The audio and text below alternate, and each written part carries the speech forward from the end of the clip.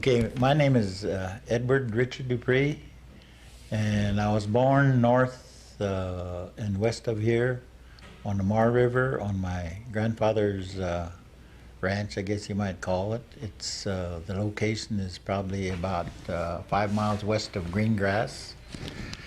And my doctor was Dr. Creamer back in them days. He had to go by a horse and buggy, I guess. And my grandparents was Richard and Lucille Larrabee, and that's where I spend most of my summers. And that's where I learned to talk Indian and understand. And since that time, I guess it's kind of hard to find anybody anymore to communicate with, As far as Indian-wise goes, they even have a class up here, but you say Indian words to some of these kids that have taken it, and they don't know what you're saying, So that's how much this Indian has done for our people, as far as I can, see.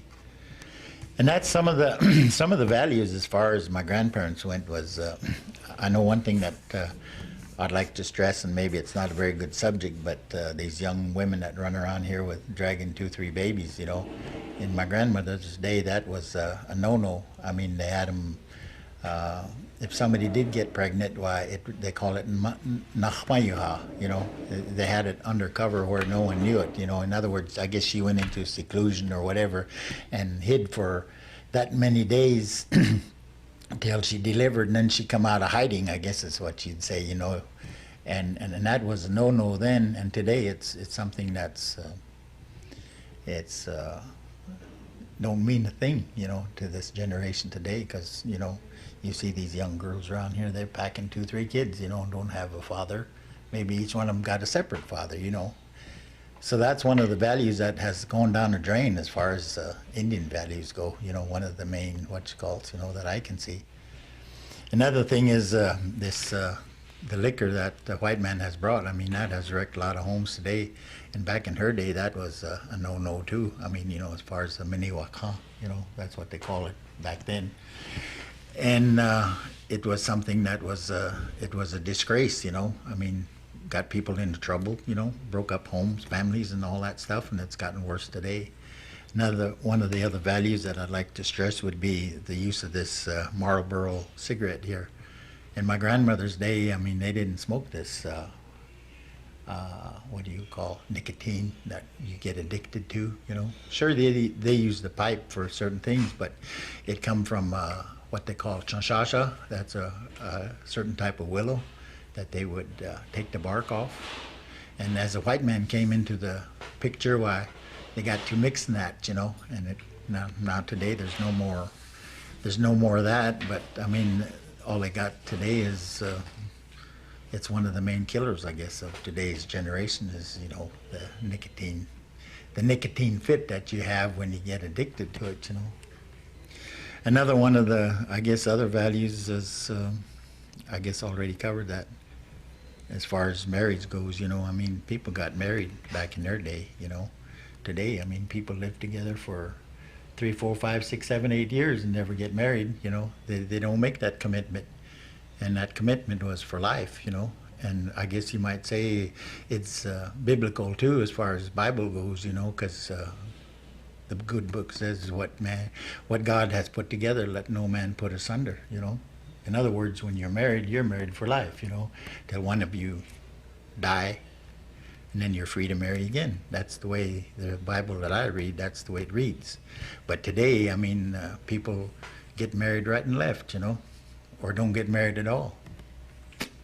So questions. That's all the values as far as I can tell you as far as my grandparents.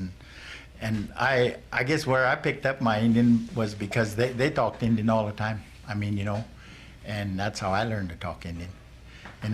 One of my younger brothers, he didn't know how to talk English, I guess, when he went to school, maybe. I mean, or no, it was the other way around. He played with kids that he picked it up from. But I happened to be fortunate enough to spend that time with my grandparents, so I learned to talk Indian. It's kind of hard today to even communicate with somebody. To me, it sounds good, you know, when somebody just flat out just talks Indian, you know, and don't have to substitute any English words, you know. That's the way, I mean, it sounds good to me. So that's all the values as far as I guess I can relate the way I was brought up, you know. I was brought up in the tail end of the horse and buggy days. So we didn't have saddles and four-wheelers like they did today. If we wanted to go to town or if we wanted to go someplace, we had to get on a horse and go. And like I say, I got in on the tail end of the horse and buggy days, so I mean, it was a different kind of lifestyle for me than it is today. I didn't own a pickup till 1952, I bought my first pickup and paid $1,800 for that thing. Today, you can put a couple zeros on there. That's what they cost today, you know, that's the difference. I don't know what else to say other than whatever you...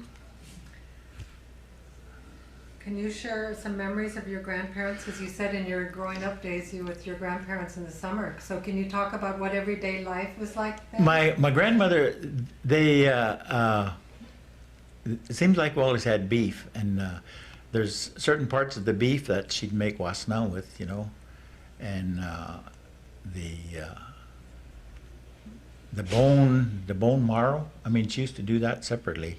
And I call that Indian butter because it has a different flavor than from the fat, you know, that you get off of a cow. And the bone marrow, that's different too. So when she made wasna, the wasna, the best part of the wasna was what they call a tanapcho, which come off of the back part of the cow, which is part of the T-bone, or the what would you call the ribeye. And that was the tenderest piece off the cow, and that was a special part, you know, that they would take and make wasna with, you know, which is, I suppose they make it with cherry. When I was in the service, she even sent me some, and I got to around the world. I guess I got to China, but and other things that they dried, you know. Everything they had was dried back then, you know. They had dried beef. I was raised on dried beef, you know. And wintertime, I guess my folks, after a certain got so old, I mean, they butchered in the wintertime, you know, and that's the only time we had steaks, as far as, you know, because they didn't go to the store, and they only went to town maybe once a month, or even maybe less than that, you know. And when they bought stuff, they bought it by the sacks, you know, like 100 pounds or 100 pounds of flour, or, you know, I mean, they bought that dry stuff, you know, and they didn't have to go to town every day. I remember one of the things that she said, that when they first give them rations, you know, they give flour, they showed them how to do it, and then this lady, she mixed up a batch, and it looked like it wasn't going to work, so she threw it out to they call it the dump, their ash pile, or whatever you want to call it, wherever they dump their ashes, you know. And after the sun got to it, well, here it's up it come, you know, start. It's so then, I mean, as it progressed, I mean, you know, and they give them green coffee. They had to parch their own coffee. I seen that. I mean, I seen her do that. They used to give it to us, and we'd sit there with a little old grinder about yay big, you know, and grind the coffee. And she done that with the coffee that they give them. And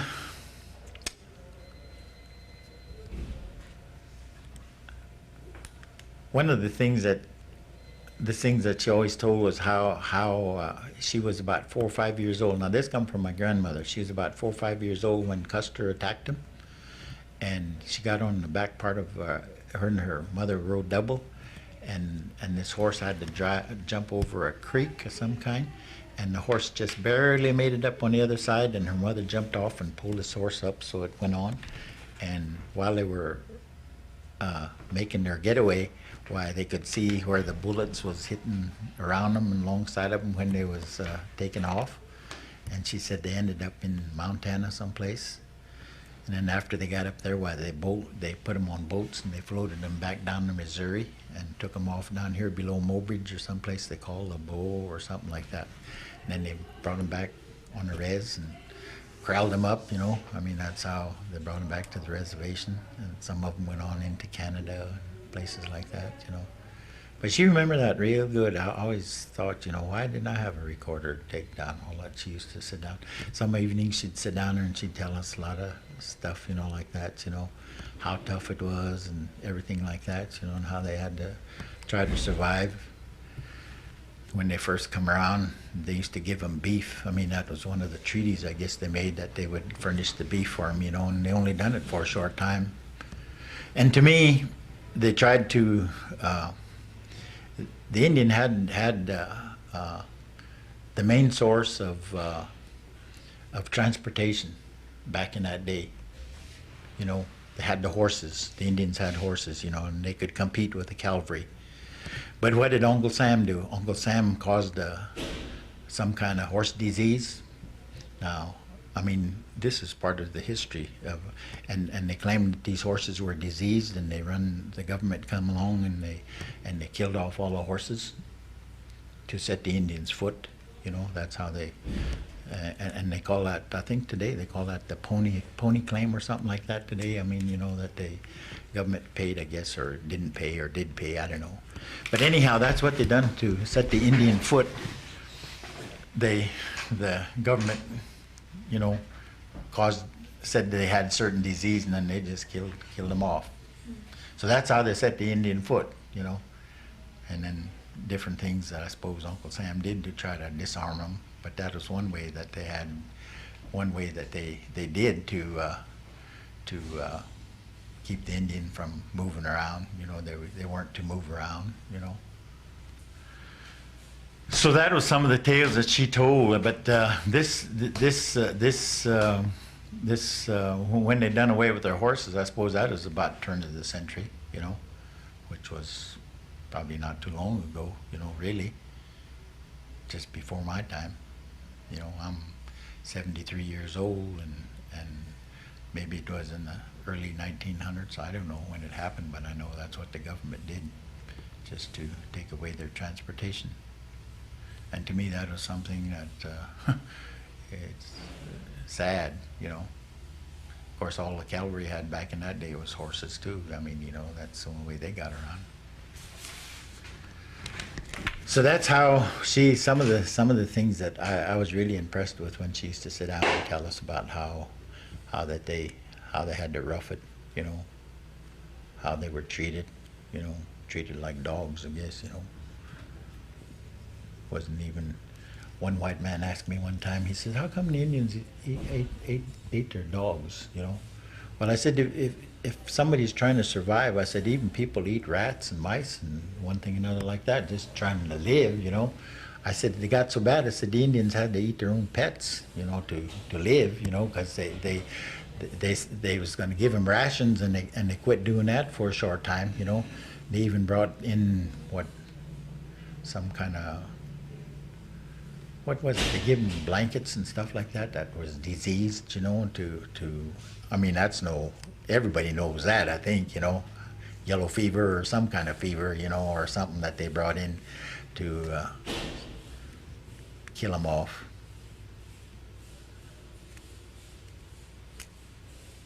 Question. So, do you remember some other, do you have any memories of great-grandparents? No, I don't. My great-grandparents on both sides were dead, I guess, when I come. Even on my dad's side, they'd passed away. The town of Dupris was named after my grandfather, Ed Dupris. Do you remember any stories your grandparents might have said about your great-grandparents, though? No, I don't recall any. Although, my grandmother, she used to tell about. I was trying to think about her parents, but I can't remember offhand. Like I say, Mrs. Arpan probably fill you in on some of that, you know, with that you know. Florence Orpan, she's Yeah. your aunt, huh? She's my aunt, yeah. We'll call her again.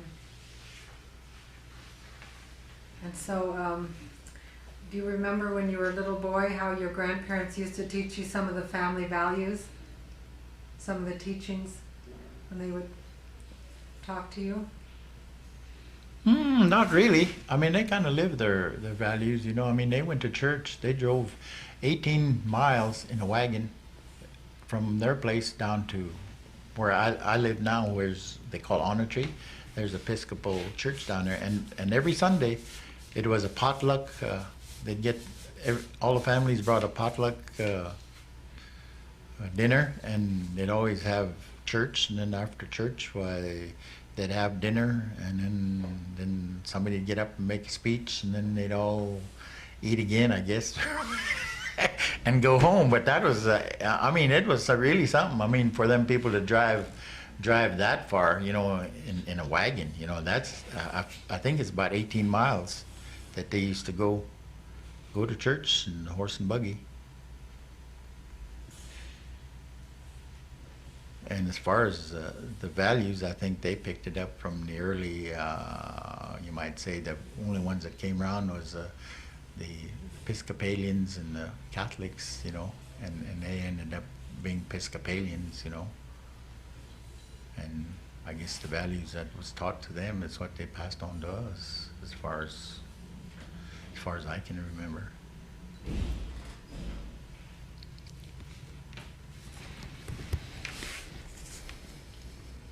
So do you remember some of the big historic events they talked about?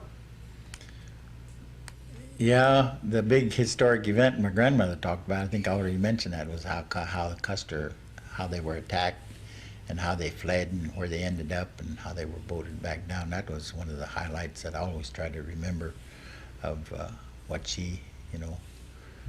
And my grandfather, it was probably the end of the 6-gun when they packed 6-shooters, you know. And as far as, I know one of the last times that they had an uprising, they was afraid, the government afraid that the Indians was going to have an uprising, but my uncle was killed by some German folks up there, South Isabel, and they thought there was going to be an uprising then because they killed these Douglas Dupris and the other one I don't remember. Probably somebody can fill you in on that. But anyhow, they axed him and they put him in a well, and that's how they were. That's how they found him, you know. And it was over liquor, you know. That's how I guess the thing started, because the drinking part, you know. But they murdered these two, my uncle, and he was married to. That's one of the last things, you know, when back then when a man, of course it wasn't right according to the Bible, but when a man, like say if he wanted a girl, and if she had 3 sisters or 2 sisters, he got them all.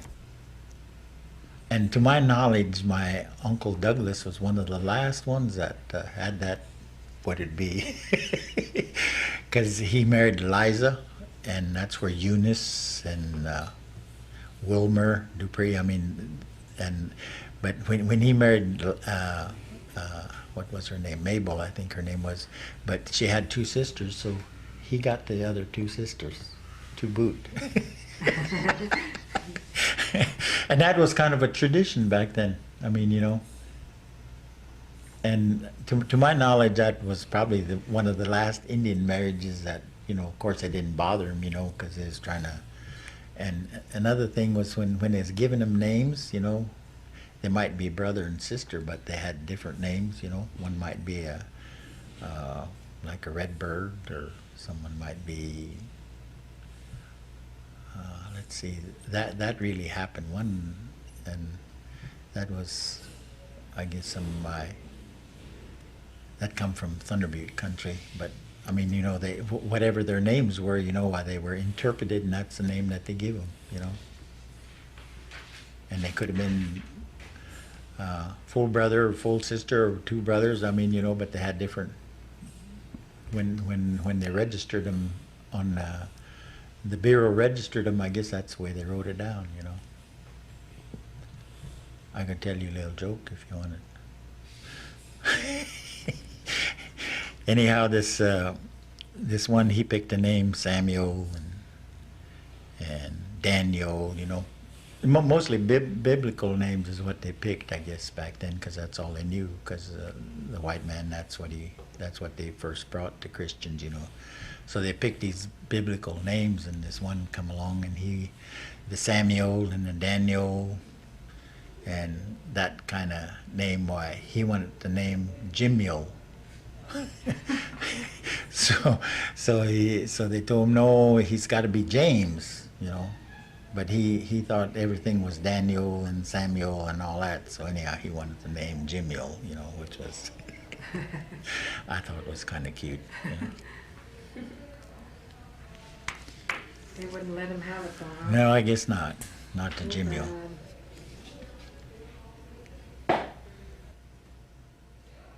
So do you remember what your grandparents and your parents did to keep the family's morale high during difficult times? Which is the dam coming in, or the battles, or a loss of a loved one? I don't know. They always done. I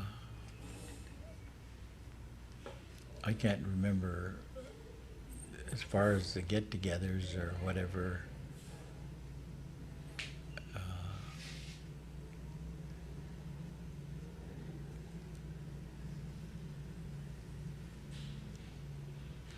I guess I can't remember too much offhand. I know they always honored, you know, like if somebody passed away. Now this happened to the Dupris family, old Fred Dupris. When he died, he was a rich man, but being he was married to an Indian, when he died, they gave everything he had away. And I suppose you run into some people that maybe has already told you that they even give silver dollars away, and when he died, they gave everything away. I mean, you know, you don't see that today, and that was a tradition, Indian tradition. You know, when someone died, why they just give everything away, so they wouldn't come back, I guess. But I know, I mean, that was one thing they did, and then after that, well, then they call it a washigla. Anyhow, they'd feed the family that lost the loved ones, you know. I mean, they'd feed them. They'd have a special dinner for them. You know, that's some of the old things I guess they done.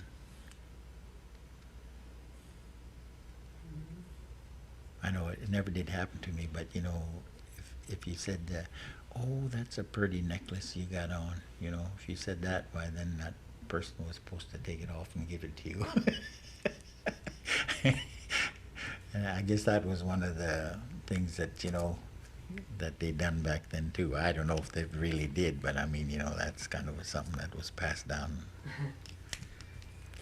Maybe it really wasn't, but I never did see it. We hear that a lot. You hear that a lot, huh? Yeah. They say, gee, we like that in the oldest way. That's what they say. Yeah. Yeah, I wish I had something real good that I can remember, you know. I never thought that if I'd have had these questions, maybe I could have done a little more thinking or something to, Thinking ahead of time. yeah, you know, like some of this stuff I wrote down about family values. I really think these young ladies running around with 2, 3 kids and a daddy from their dads are, they might have 3 kids, but each one might have different dads, you know. That was one thing. I know when I grew up, I wasn't going to have no 2, 3 women. You know, I mean, this was me personally. One of the values that I was taught. All my kids come from one woman.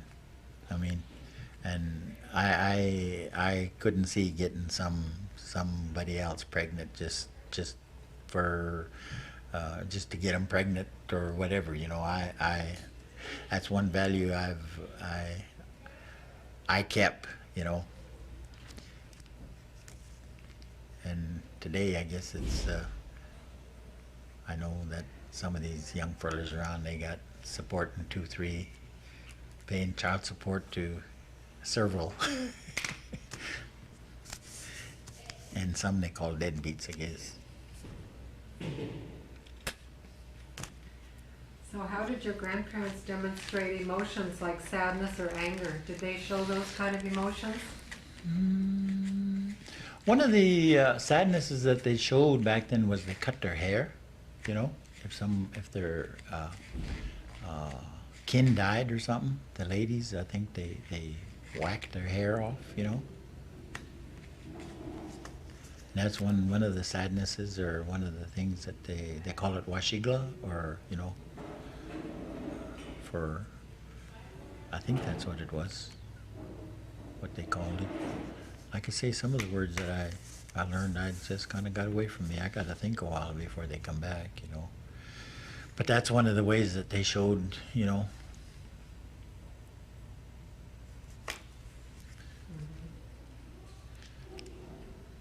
And as far as the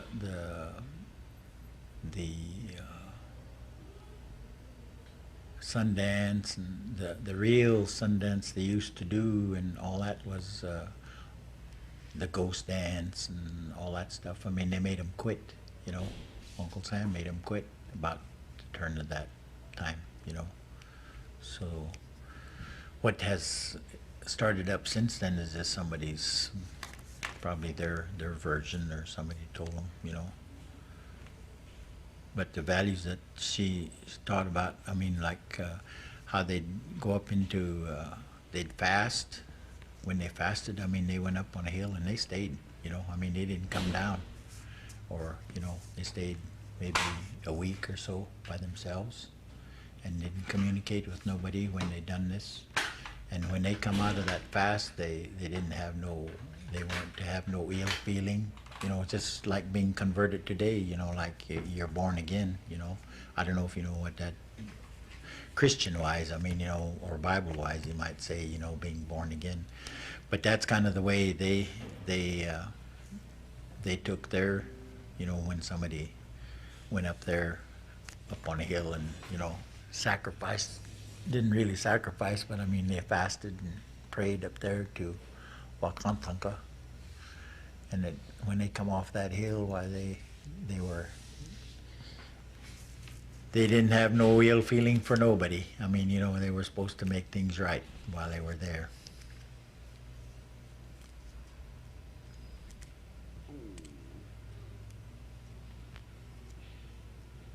And so do you remember if your grandparents ever demonstrated emotions like anger? I don't recall. Even my grandfather, you know, I mean, his family was pretty well disciplined. What he said was pretty much, you know, I mean, the respect that they had for him, whatever he said, just, that was it. You know, you didn't argue. I didn't spend no time with my dad's parents, you know, because my grandfather, he died at an early age, I guess.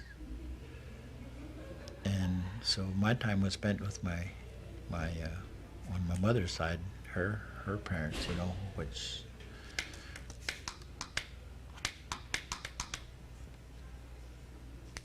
It used to be that people just simply didn't show anger. probably. People weren't angry. They didn't ever do that. They didn't use that emotion like they do today. So what kind of things made your parents or your grandparents feel happiness? They call it wiyushki. Wiyushki, yeah.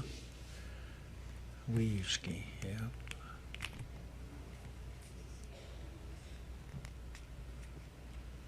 You got me there. I can't think of anything that would.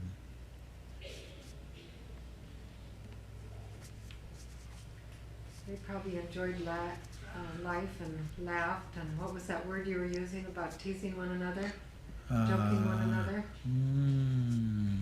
time?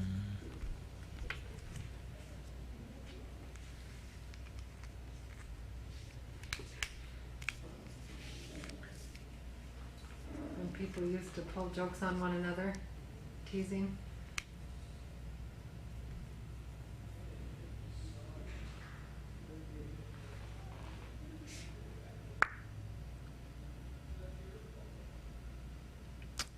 Shoot me another one. Okay. So then we can also talk about Inila, quietness among the people. Inila. That's something Inila, that oh, really yeah. taught. Yeah, that was, you didn't give no lip, I guess, you know.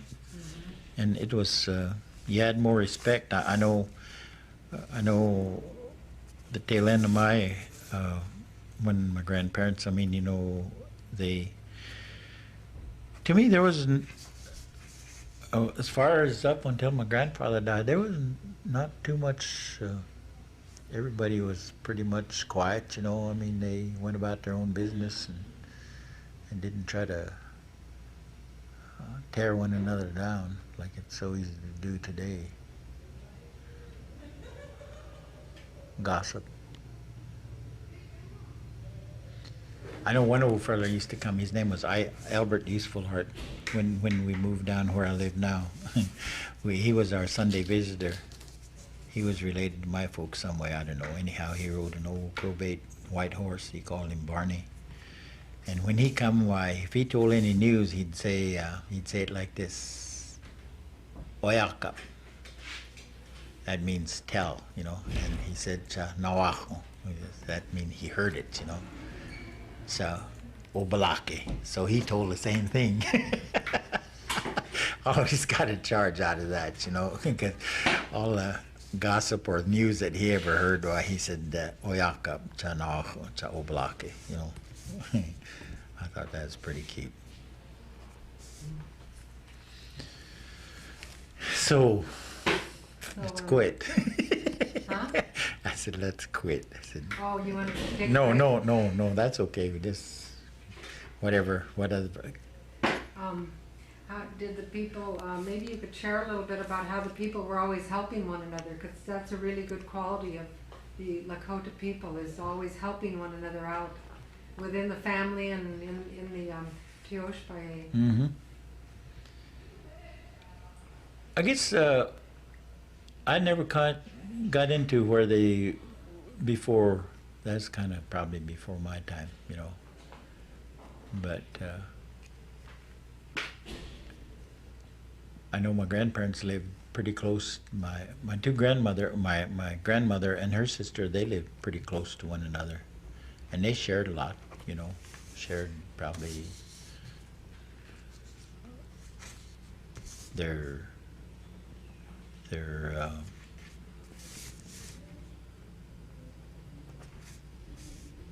like groceries and stuff like that, you know. I mean, they never did. I don't think anybody ever went hungry, you know. They shared, you know.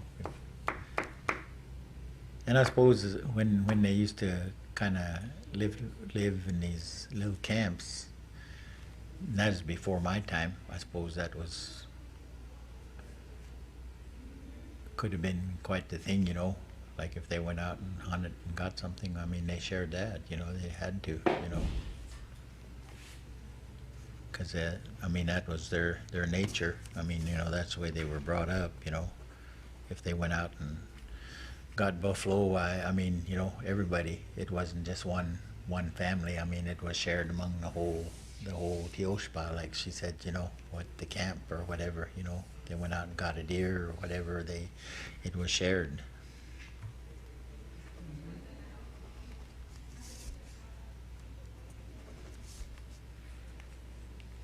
And so do you remember how they used to teach you about respect for others and to honor them and different ways that they honored people? I remember one specific way that the Indians used to, the in-laws. You know, if you were in-law, you know, you never talked to your mother-in-law. You know, you never sassed her or your father-in-law, or you know, and that was really something. You know, you couldn't even look at them. Not quite that bad, but I mean, you know, that's how much respect they had for, you know, and it was mainly, you know, the marriage part, the in-laws that I remember, you know, they even their relation to one another. I mean, it was really something, you know, because they didn't tease one another, they didn't josh with one another, you know. It was just something that they held high, I guess, you know. For if that was your mother-in-law, you didn't do nothing or say nothing that would offend her in no way at all, you know. That was.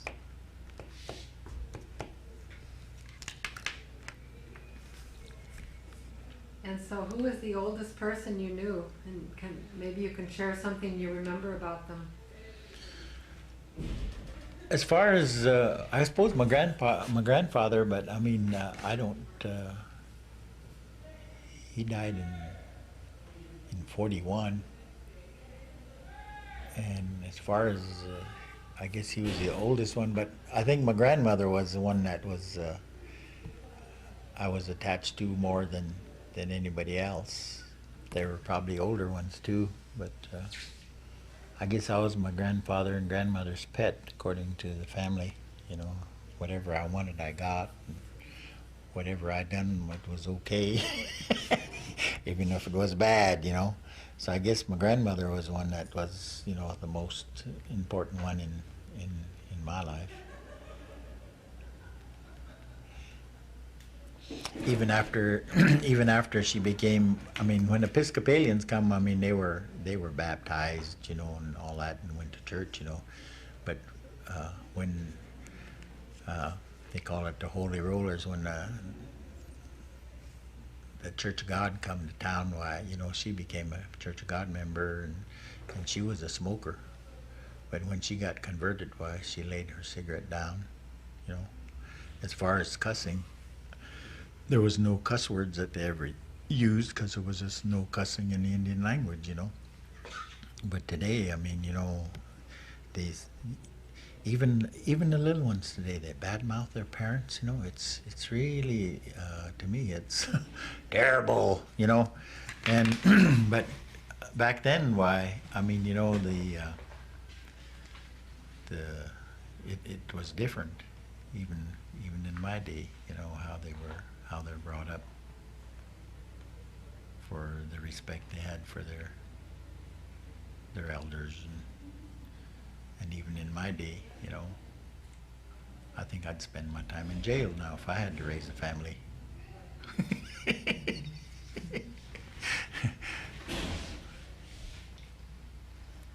So who is the elder outside your family that had the most positive influence in your life?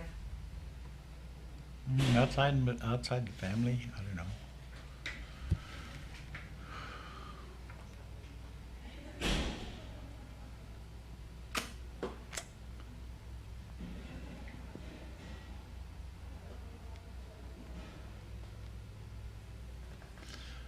I don't know. This sounds kind of weird, but I guess the only other person that had the most positive change in my life would be when I become a Christian.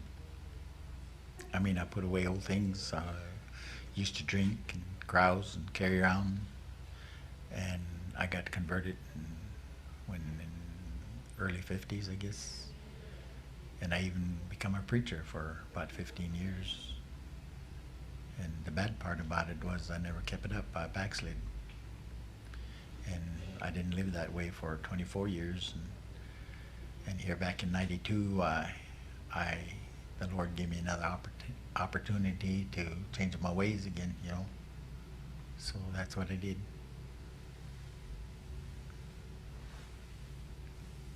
Mm-hmm. So, is there a person who changed the course of your life by something they said or did? Maybe somebody within the church?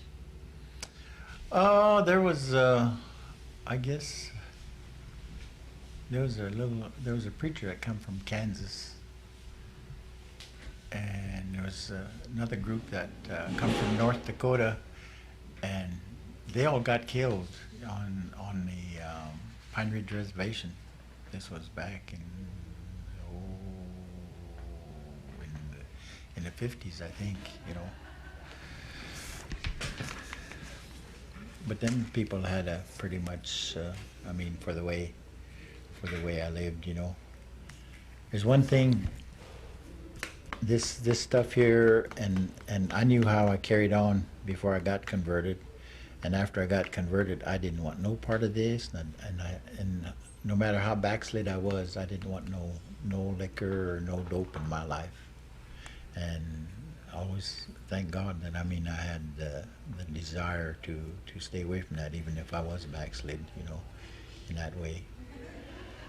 And that's what really changed my life. I mean, you know, and I brought my family up that way, but today some of them are and some of them aren't, you know. Some of them are don't live like the way they were taught. And then, of course, the woman that I was married to, she went haywire too. So, I mean, I quit being a preacher.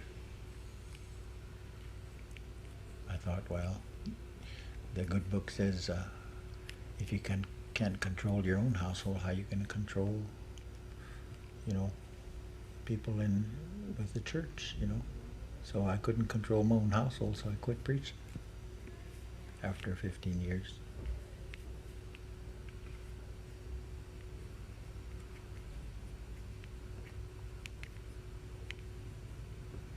And then after 1992, you turned around again, huh? Yeah, I'm a loner now. Mm-hmm.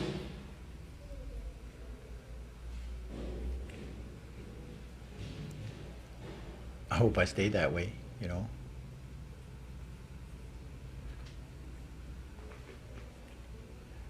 It's kind of,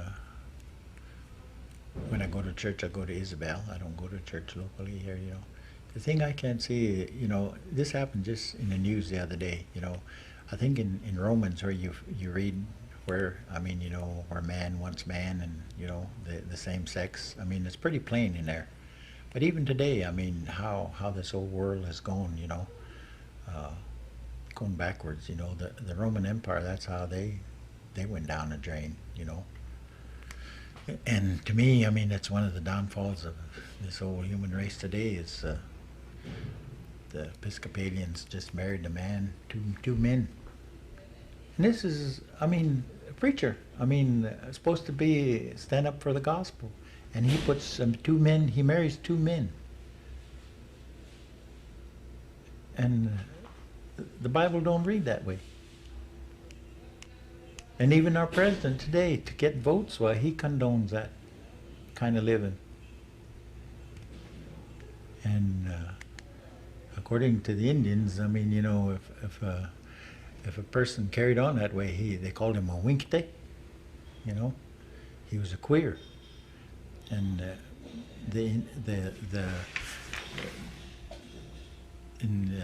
my grandmother, this is another thing. I mean, these people are trying to be, you can cut this out if you want to, but they tried to be tradition, you know, they want to be tradition, so they wore ponytails.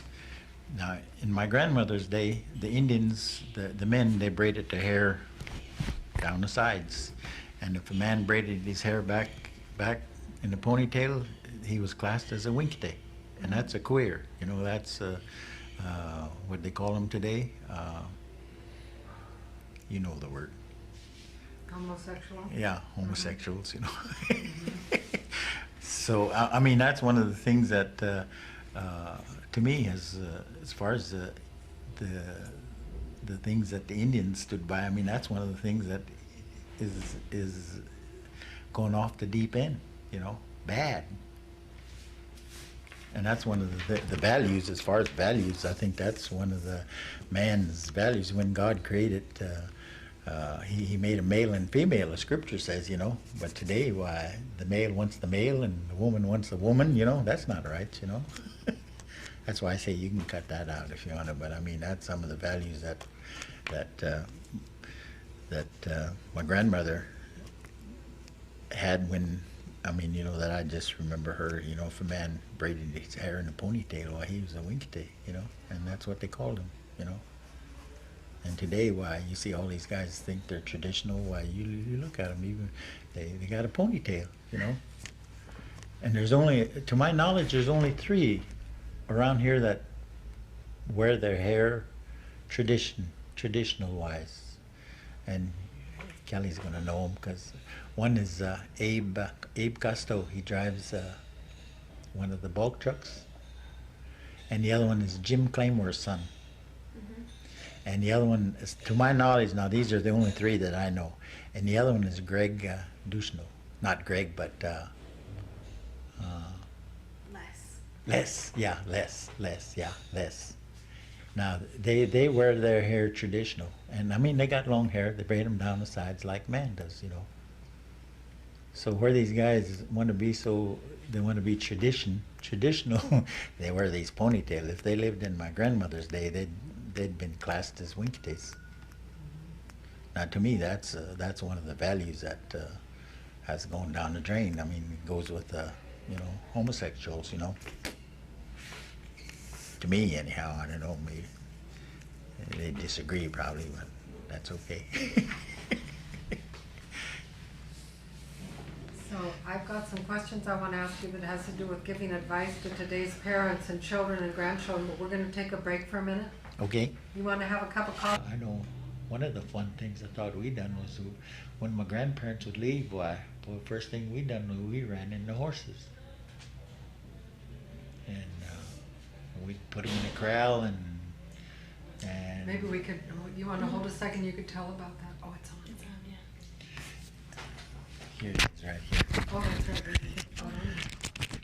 Anyhow, when my grandparents would leave,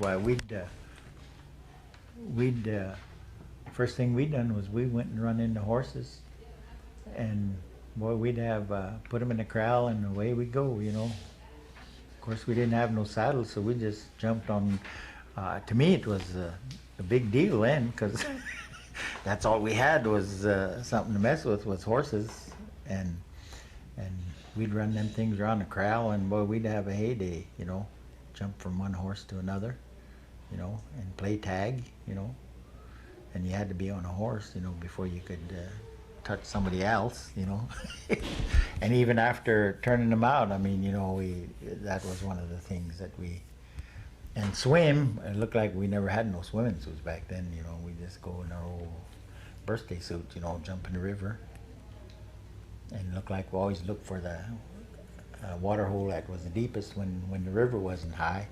And before the river would get too high, well, then we'd use our horses just to swim across the, you know, not really deep. I mean, you know, not that bad, you know, when it was bank to bank or something like that. We didn't mess around like that. But but when it was just so high, why, you know, I mean, that was some of the things we done. And like I say, we didn't have there was no toys, radios, or nothing back then, you know. I think the only music they had was one of them little crank deals, you know, and like what they call them, 78s back then, you know. And like a lot of Jimmy Rogers songs that played, you know, but you had to crank and you had to sharpen this little needle so it would record or sing, you know, good, you know. And as far as entertainment, I guess that's all we had. So there wasn't too much for us to. And another thing we done, I guess I don't know how old I was at that time, but we'd build our own little corrals and stuff. I mean, you know, just really go through a lot of pains, you know. And we picked up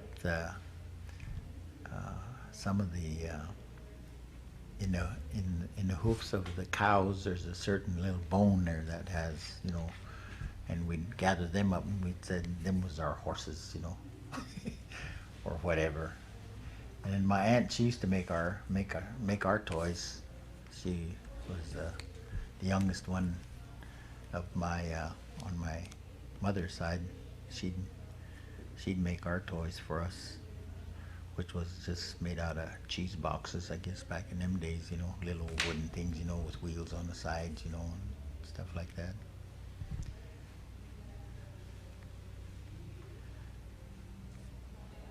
What other kind of toys did they make? Not much. My grandmother kept an old fellow, his name was Raised Them, and he'd sit for hours and he'd pick up certain rocks and they'd all have to fit. And he'd make a horse or cow or something. It'd be nice if they were ever glued together, you know, but that was his pastime. And he'd go out and he was old. He was old when he was old then. And I think he was an uncle to my grandmother. And nobody wanted him, you know, there was no money, you know, involved. So she took care of him. And I don't know how old I was, but he used to sing for us, sing Indian, you know, and we'd dance. Well, we'd make the dust fly, you know, what few kids there was of us around, you know, and that.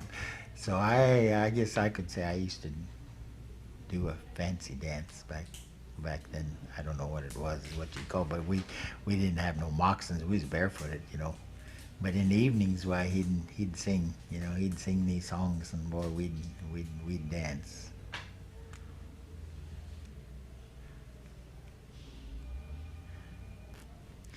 And one of the things is that in the spring, this probably don't mean too much to many people, but how they could tell when meat was ready to butcher in the spring was when these they call them night hawks. I call them, I don't know what they're, pishkos. The Indians call them pishkos. You ever see these birds that fly in the evenings, you know, and they flop around, and all of a sudden here they dive down and then they let out boom, like, you know? You ever see them birds around? Maybe. Well, they're here. Fish hawks. Huh? Fish hawks? What, have you heard them or seen them? I think They so. call them, we call them pishkos. You know, I mean, that's the Sioux word for them. But in the evenings, you know, they're evening bird, and they fly around in the evenings.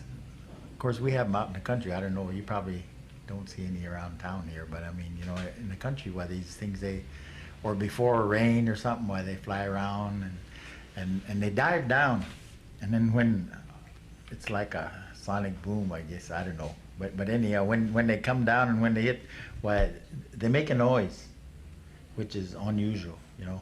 And when them birds come back, why the meat's ready. You know, you can go out and kill a deer, or, you know, if you got your cattle on eating grass hay, why they're ready to eat, because they got a green taste. You know, just like milk. You know, I don't know if you ever milk has that. You know, even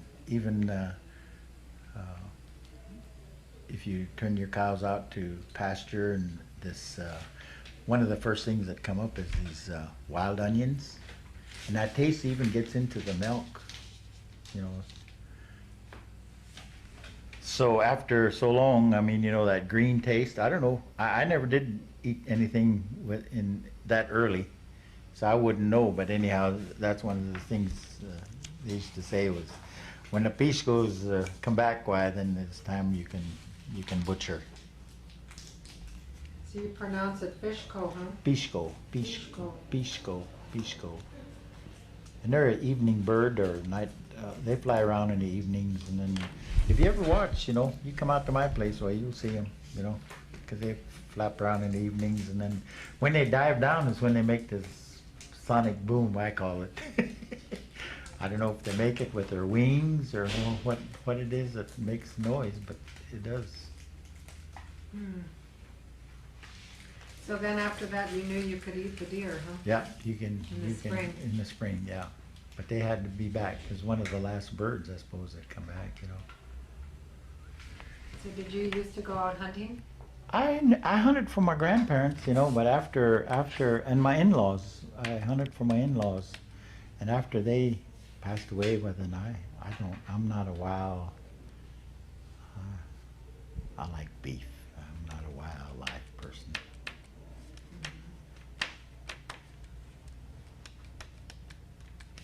Well, we wanted to ask you about what advice you might have for today's children and grandchildren, and maybe even today's parents. Well, I don't know. They'd have to change the laws, I think, in order to have any effect on the people today, you know, because the children, there's no discipline, I think, in a lot of homes. there's hardly any discipline. You know, the parents today, I think, rely on somebody else to raise their kids when discipline should start at the home first, you know. And then if it ain't in the home, it isn't in the school, you know. And that's where it gets out of hand. And from there on, why, they're lost. You know, I mean, it gets worse, seems like.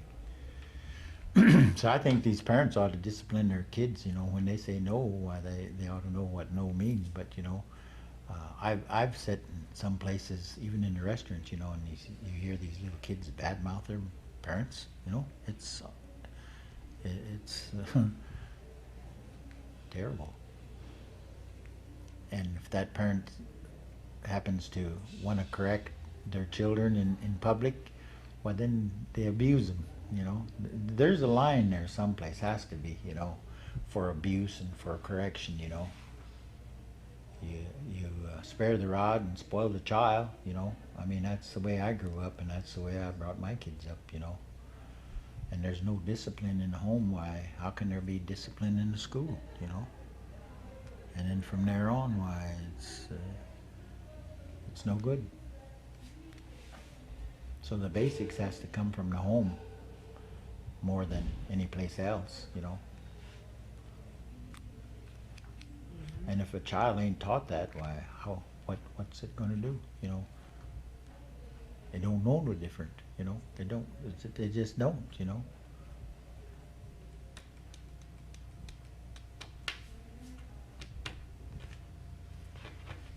Do you remember back when you were a little boy and your parents or grandparents would discipline you? What kind of things did they do?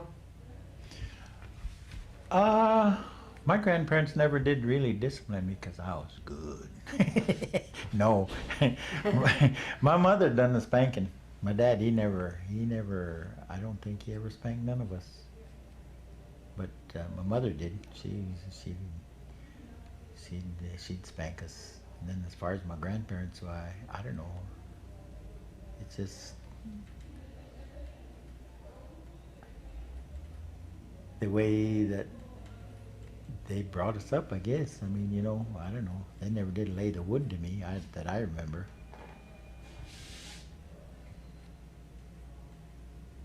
But I know I had to spank my kids, you know. And it always didn't work. I mean, I had one daughter that you could spank her and it didn't, she never cried. But you talk to her, you know, you'd sit her down, talk to her, why, then she'd break. But a spanking had no effect, you know. So that's, I mean, all kids ain't the same, you know. I mean, I found that out, you know. You probably know Gary Dupris. No? Or do you? Anyhow, he's my number 2 son, you know. Anyhow, I spanked him one and he says, "Daddy, it hurts, it hurts." I says, "It's supposed to hurt," you know. But Edna, I mean, she passed away. She had her 4th heart operation when she passed away, but she was one that I could spank her and didn't have no effect on her, you know. But I could sit her down and talk to her and put my arms around her, and that was different, you know.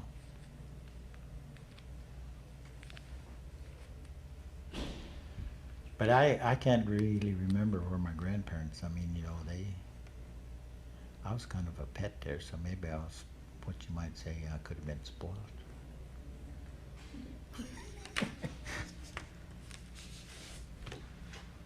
Well, the elders' way of disciplining was different. Did you see any of the old traditional ways of disciplining the child? Or did you hear about them? No.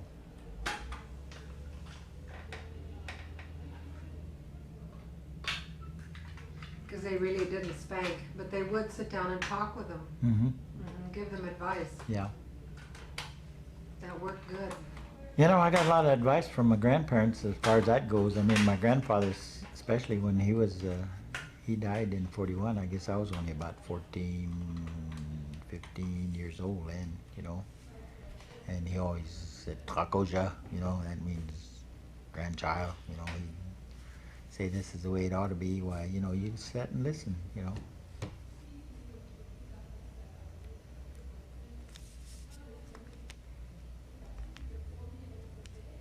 That's how they discipline. Sit them Mhm. down and just talk with them like Yeah. they're an adult, because they Yeah. have respect for the little people. Mm-hmm.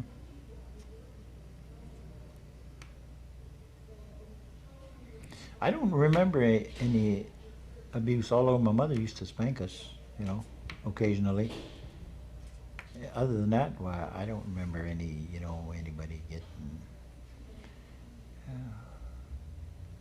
abused, or even, and you never heard of, I know you hear a lot of it today, but back then I don't even recall of any where they have sexual abuse, never heard of that, There probably was, but, as far as our family was, well, there was nothing, you know, ever, that I remember.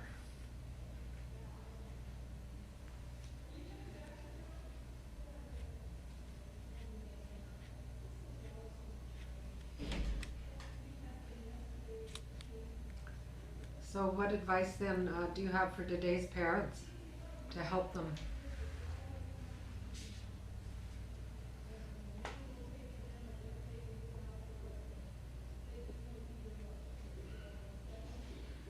Well, you can't love anybody too much, I mean, you can show people you love them, put your arms around them once in a while, maybe more than people do today. People don't spend no time with their children too much today. And to me, that's one of the things that's probably missing, I mean, when you have love for somebody, I mean, you want to help them. And like you say, you give them some advice, and you don't beat it, you don't beat it into them, That never, I don't think, ever will work. So there is a difference between disciplining your children and abusing them,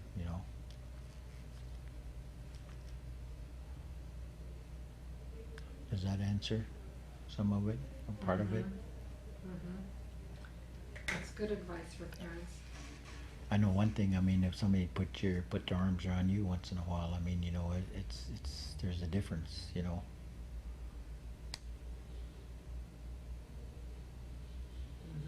And tell you how stupid you are or how bad you are, meet you with them kind of words all the time. Why? I don't know. But if someone took time out with you and sat down and consulted with you, and, at a young age, rather than, and let them know the wrong things. They say a child is formed within 3 years. I guess, I mean, that's what they say today, but I mean, and it's probably pretty much, a child's life is molded. So however way you bring them up, if you're a boozer, I suppose they think that's all right, Or if you smoke that cigarette in front of them all your life, why, and you want them to quit, how can they quit when you don't quit yourself, You got to be the example, to me, to your children. And if you want your children to be a non-drinker, why do you drink it, There's such a thing as they say social, but that social drink is just as bad as a bad one, If you steal little, you're still a thief, If you steal big, you're still a thief, There's no difference between little and big, A little thief and a big thief, It's the same.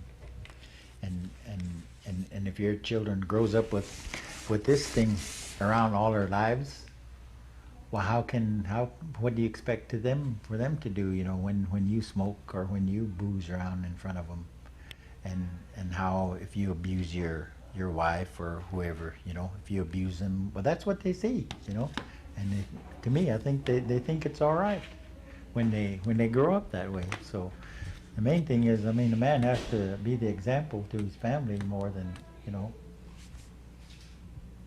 I mean, that's the way I feel anyhow.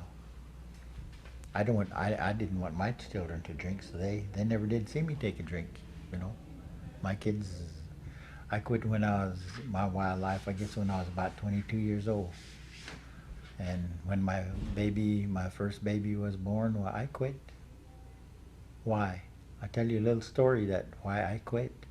I come to town and I was supposed to take groceries home, and I partied instead. And what I didn't party with, somebody took.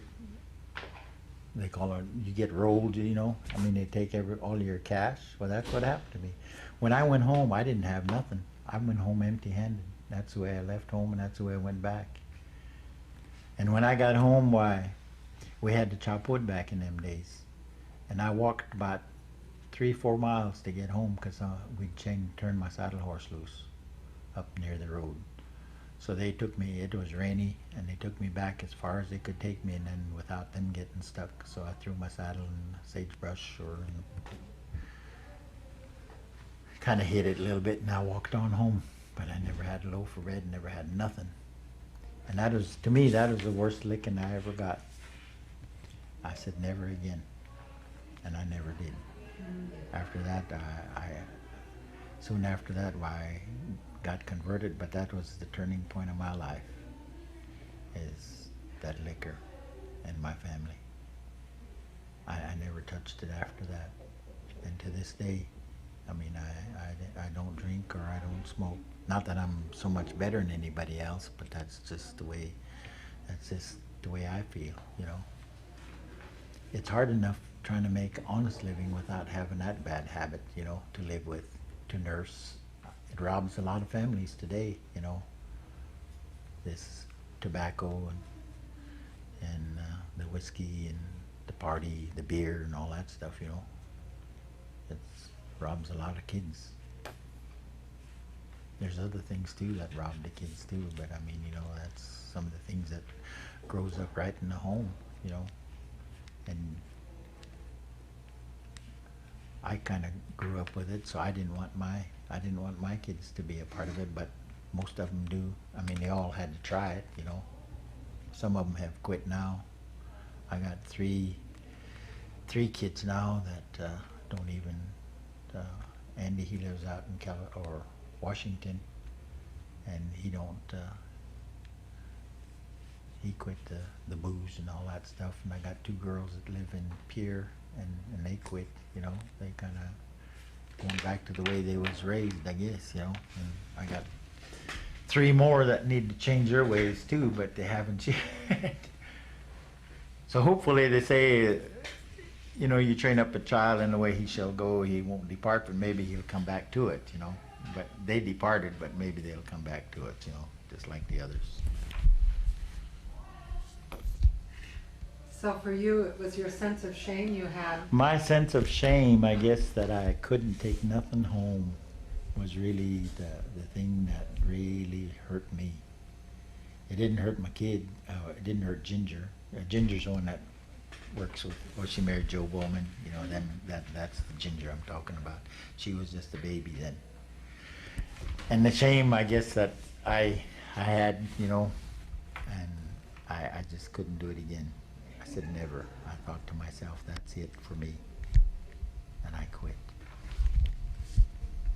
And I haven't drank since. I mean, I drink water and stuff, but as far as that hard stuff, liquor, beer, anything that's fermented by wine or anything, I don't touch it.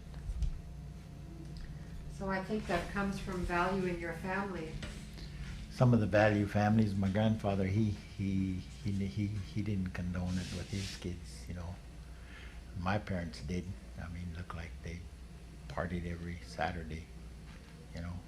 After a while, of course, summertime, you know, is one of the main things I guess people do, you know, they like to party, you know. But that's one of the values that I guess you might say that I picked up from my grandparents that I, you know, stuck with me, or when I got my head on straight, why, that's the way I wanted my kids to be too, but so far none of them, not all of them, some of them are, you know, some of them aren't. So what do you think your grandparents would tell today's parents? I think they tell them the same thing, you know. I mean, some of them same values, you know. I mean, if you don't want your children not to smoke, well, why do you smoke, you know? If you don't want them to drink, why do you drink, you know? Why do you party, you know? Because you have to be first partaker of the fruit yourself, you know. Show them the way you want them to live, you know.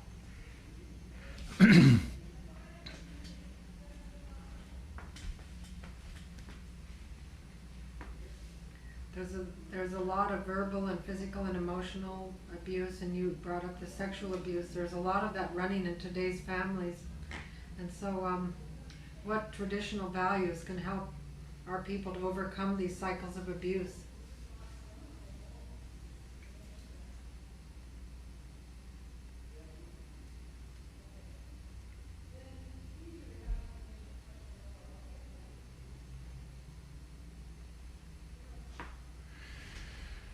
Oh, I just don't know how to answer that, I guess, but I know one thing, there's nobody ever cursed God in the foxhole, you know, and to me, that's one of the values, I guess. When you drive 18 miles in a wagon just to go to church, I mean, had to carry some weight in our lives, I guess, you know.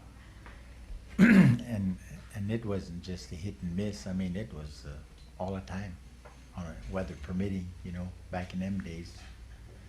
Summertime especially, because I spent those times with my grandparents, you know, and they just didn't go once a month or whatever, but it was something that they went to every Sunday. And for like I say, I've never heard of anybody cursing God, you know, in a foxhole, you know. You're praying, you know, and God spare you, you know. I mean, I was in the service, so I mean, you know, it just didn't run that way.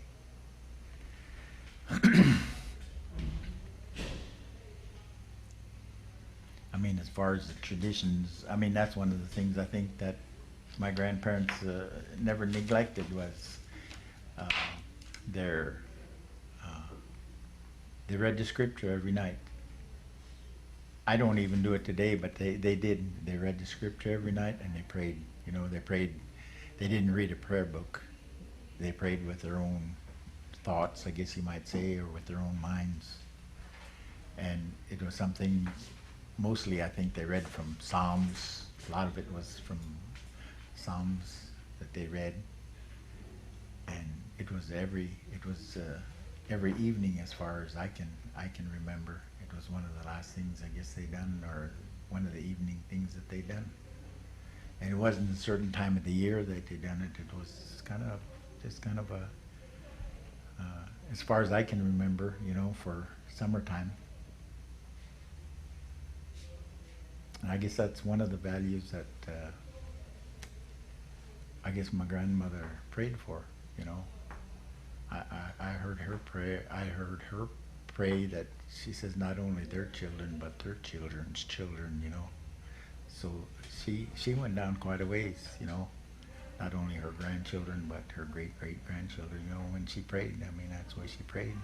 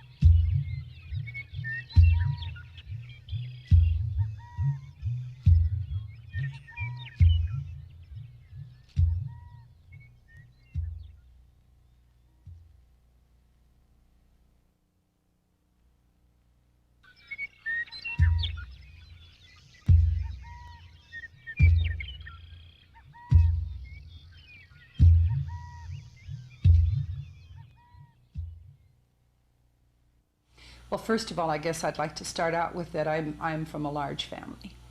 I'm one of 10 children. My name is Jewett. I was born to George and Kiva Jewett. I was born down at the old agency, and I don't know if you know what the old agency is all about, but that's where I was born. And I guess I have one thing that's kind of in my favor, and that's the fact that Grandma Julie, lived with us.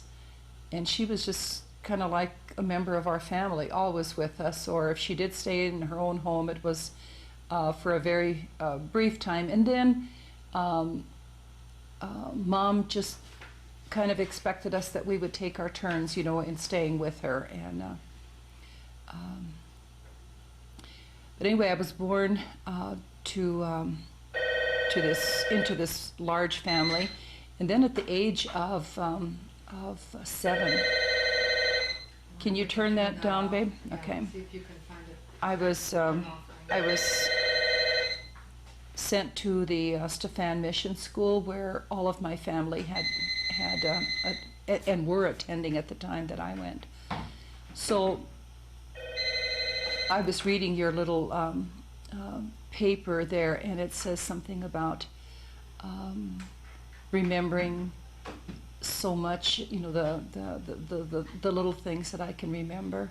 And it's not that way at all, because at age 7, you know, I was, well, for all 9 months, I guess, I was at the mission school. So my teachers were Benedictine nuns.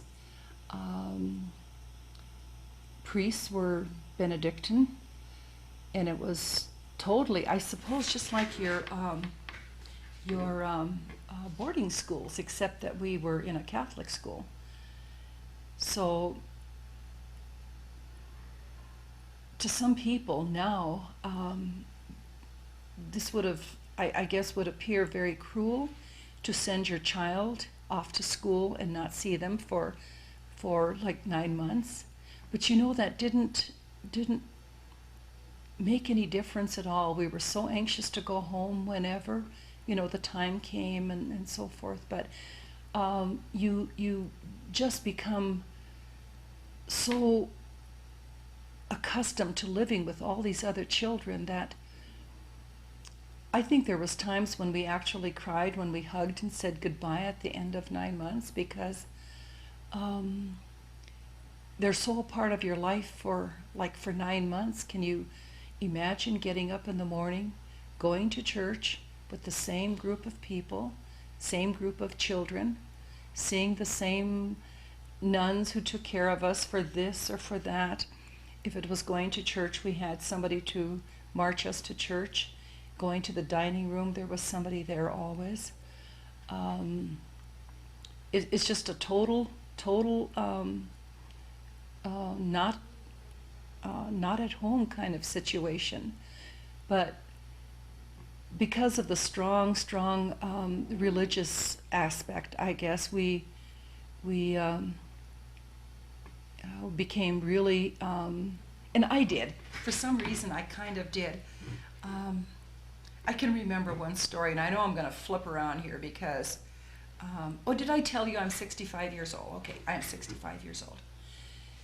I jumped from 7 years to 65, and there's just so much that has taken place between then and now. But there's one, like Christmas time, you know, I find myself doing some of the things that we did at a mission school, making everything all pretty, finding the right angels, finding the right anything to create this atmosphere that I remember. I remember such a big production. I was like in plays, and we always had plays. There was always plenty of singing, always plenty of activity. And for me, I guess I because I joined in, I was just absolutely involved with other children.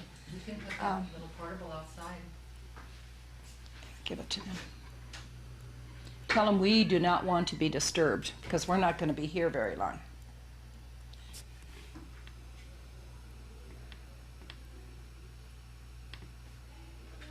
Oh, does she have to come back in? Yeah. No, it's okay. So where was I? I was trying to, I guess, get the point across that all my memories are from the mission school. I don't recall, having had Christmases at home. Everything was with other children and other nuns. We just totally were involved with a group everything. And the one little story that I was going to tell you was like smells, some of the smells that I have yet. And one of them happens to be like Noxzema. That used to be a big deal, a long time ago.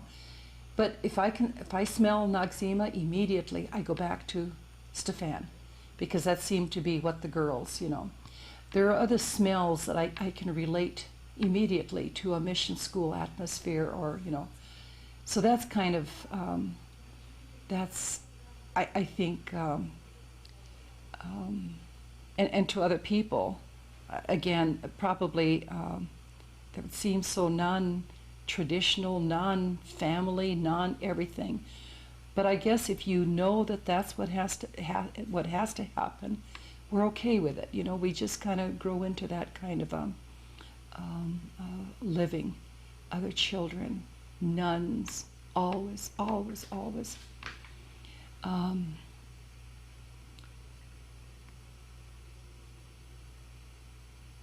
I went to school at Stefan, I think, until I was the 8th grade. Then I went on to St. Francis Mission, another Catholic school. And I'll remember stories as I go along and stuff like that, but I'm just going to scan over my life the best way I can.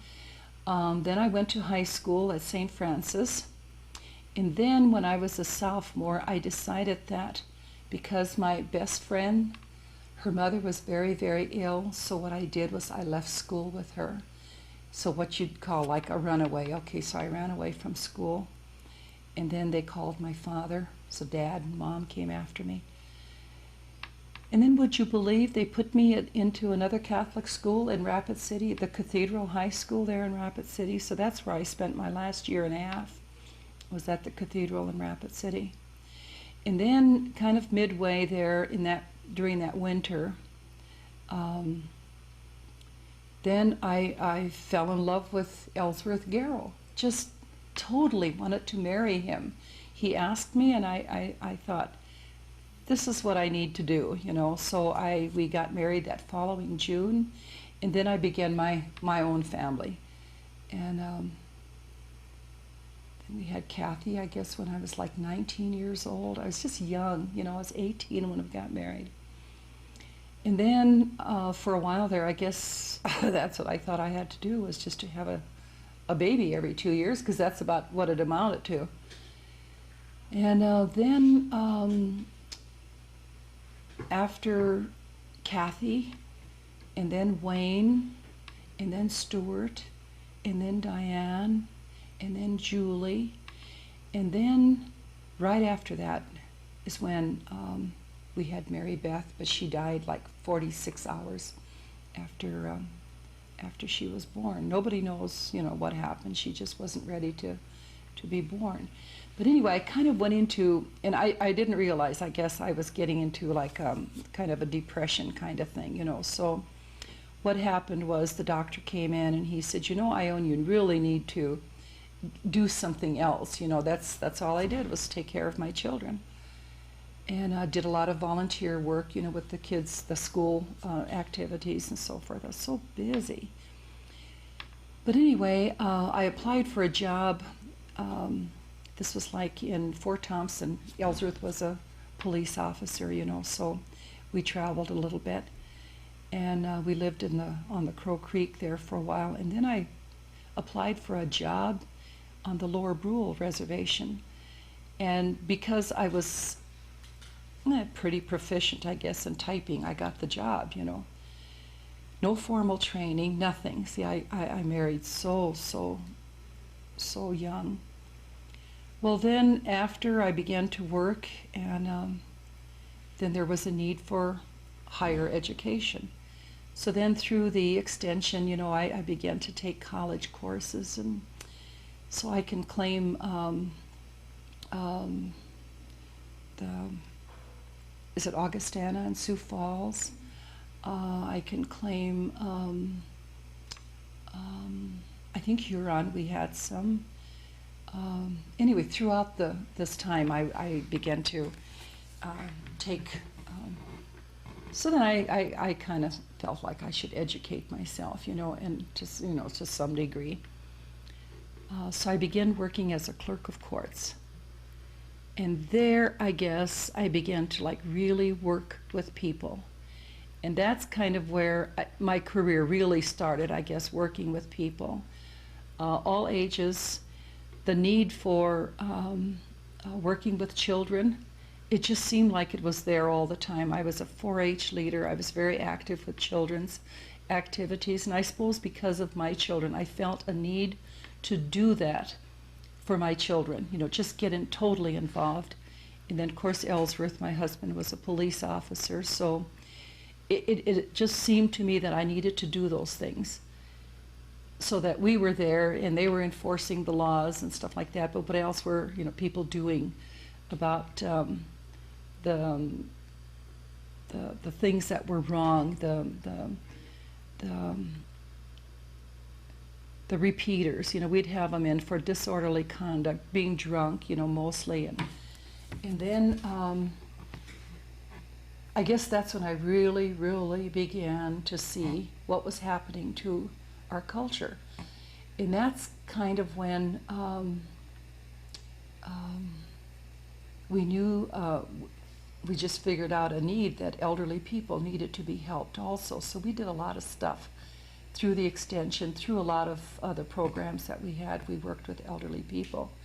But I guess to me at that time it was children. We did rodeos, we did all kinds of stuff just to keep those kids busy. But again, it was always to keep them away from alcohol. It just seemed like, I was busy all my life just trying to keep the kids on the right path. And so I guess I worked with kids, I worked with elderly, I worked with the courts, and I found out, some of the things that needed to be done. And sometimes I felt really, really almost depressed because there was a lot of things that we couldn't heal, we couldn't do anything about.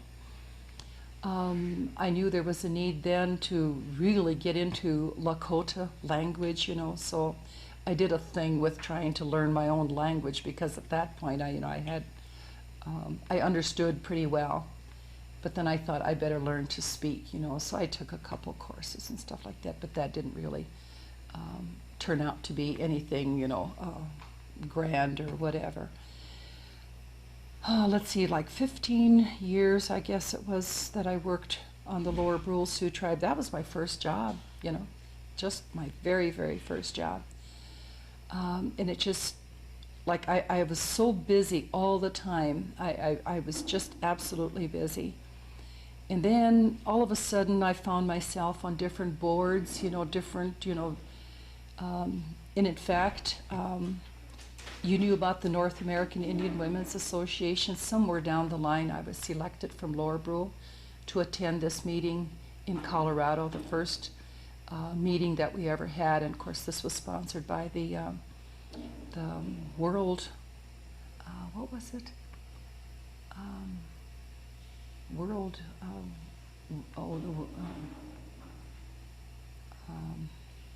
Women of the World. It was some organization. They pulled a lot of our Indian women together just to find out what was going on, probably a little bit like this, just to find out what was making us tick, I guess, because they were interested to, just finding out about reservation life. And so anyway, I was fortunate enough to attend that first meeting. And I think I already mentioned this to you, Rose, that I was really in awe at all these great, grand women, and of course I was younger. People who were working in the area of like judges. There were people who were tribal chair people. I mean, they were like head of their nations, and it just went on and on. But women, I found out, were very, very strong. This was my first introduction to this kind of thing.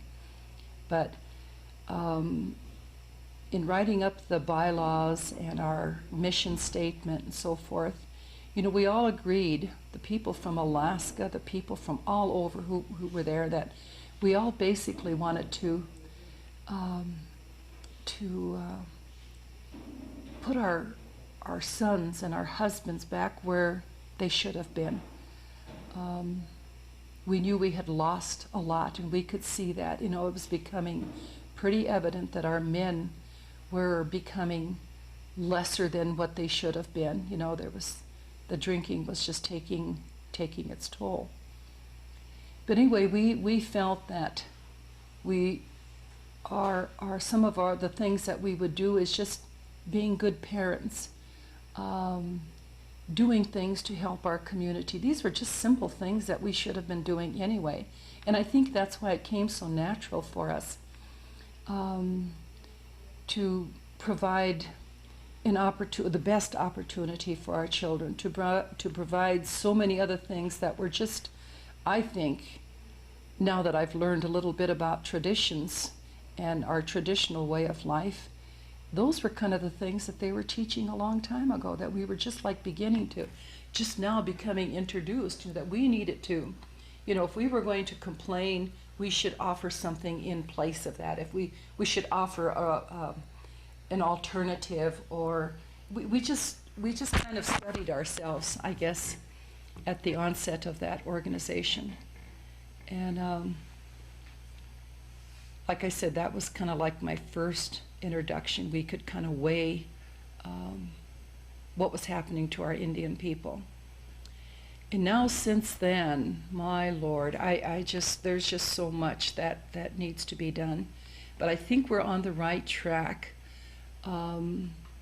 Here, especially on the Cheyenne River. Well, first of all, I guess I should say I moved back from there back home. I came home, and I came home with our 5 little children. And then, having worked for like 15 years, it was just natural that I apply for a job, you know. And so I worked for a while for when the water line was first brought up here. See, we didn't always have good water up here. But that all happened, and I was like a payroll clerk for a while. I worked for Rod Means, who got the contract to bring the good water up here. And then there too, I found out that, you know, our men, you know, would work that week. And I mean, all these things have been just like, you know, I've just been like finding out, I guess, so many things. But some of our boys were steady, but some of the young men, and mostly Indian people, he would hire all Indian, you know, men to come to work. Payday the following Monday or whatever, they weren't there.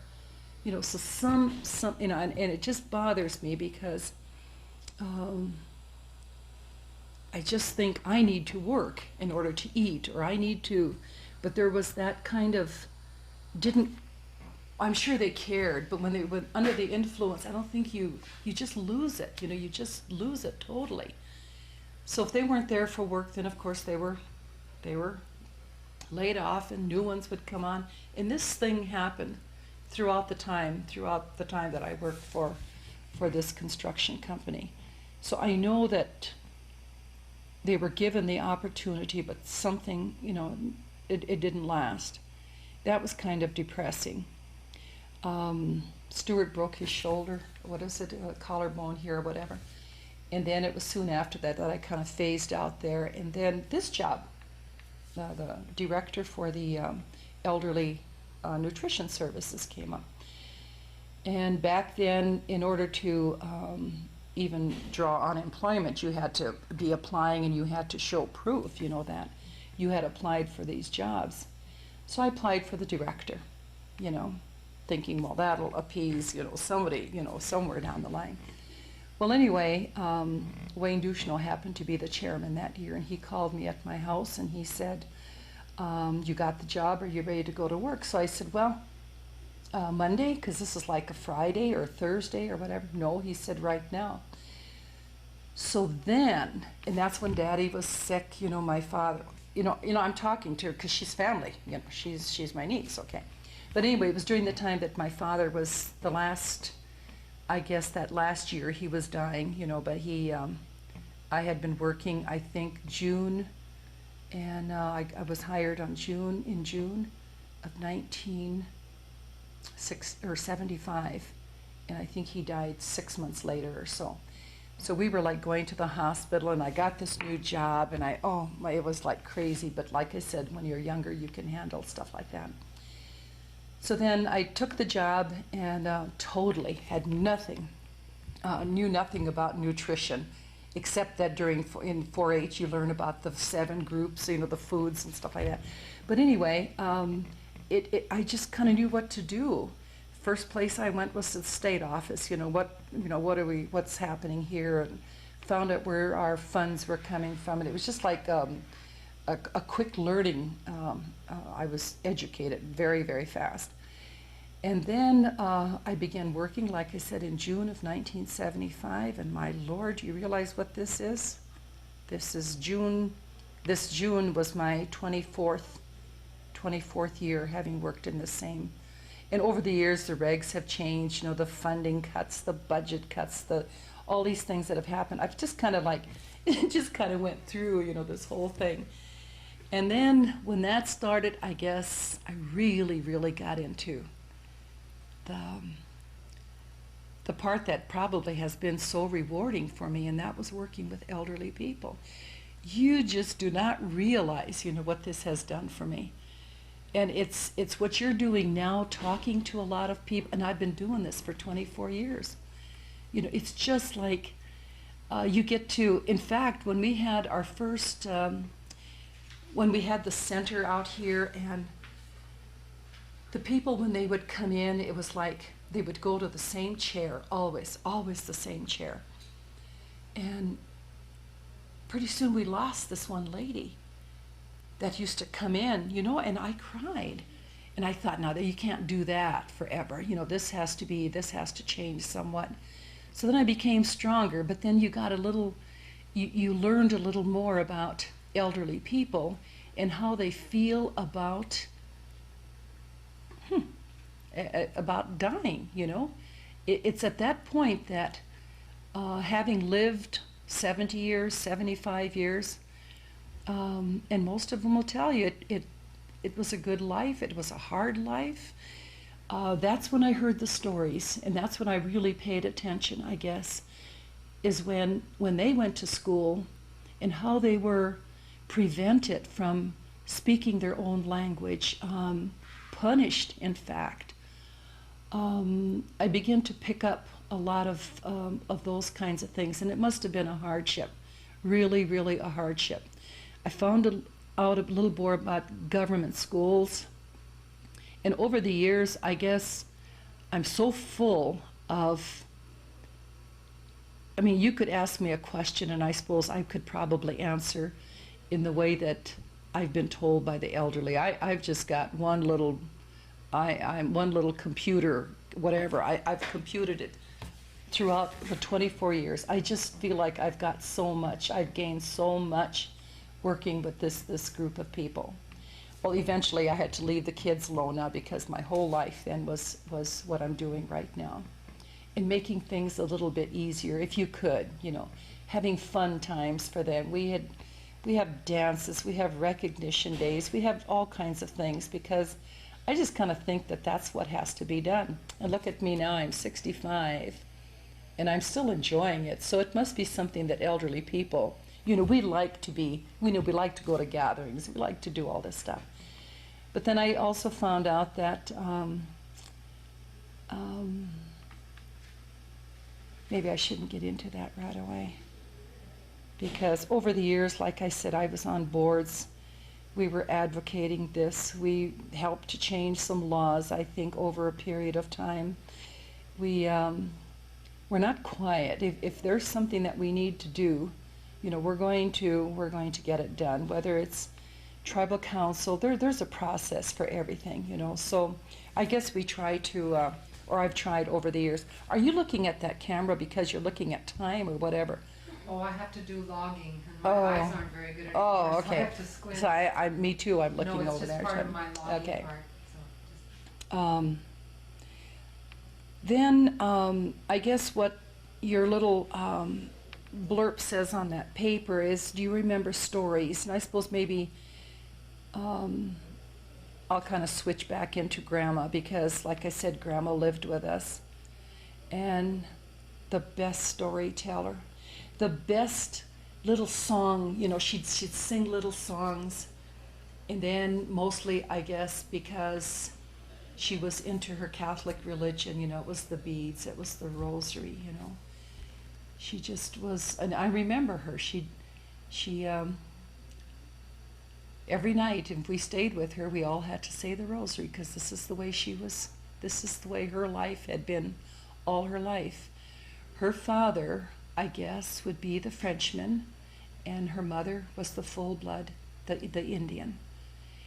And she had lots and lots of stories, but every Indian story that she told us, I've related to my children. You know, about the tribes a long time ago, some of their, you know, in courting, they didn't do anything according to whatever, but they would steal women at times. And she told me about how one tribe, they'd sneak in, you know, and steal a maiden, you know, and take them back to their camps. And there were stories, a lot of stories like that. Buffalo stories she told us a lot about. And I just kept them. So the kids know. If you were to ask my children now, you know, they would tell you all the stories that Grandma told us. So I think her being with us was just an added bit of strength or support for the whole family. She was there to be respected without having to, she didn't have to demand anything. It was just kind of like a built-in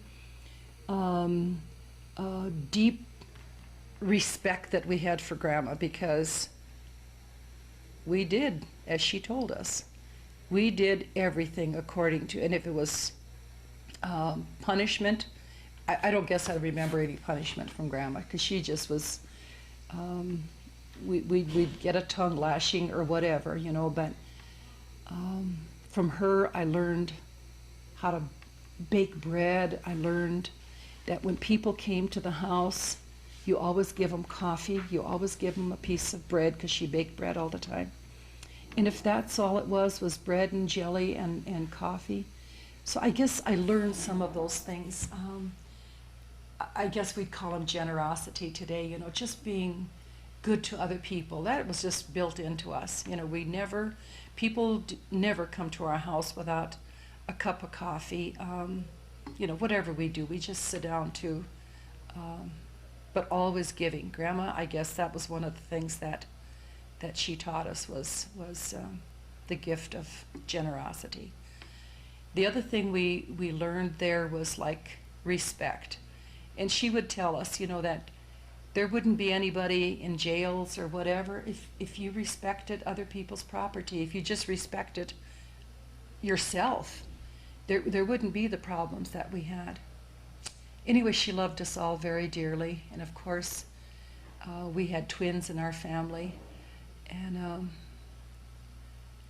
because she was the midwife, you know, for those boys, you know, she just absolutely and totally loved those twins, Pinky and Bluey.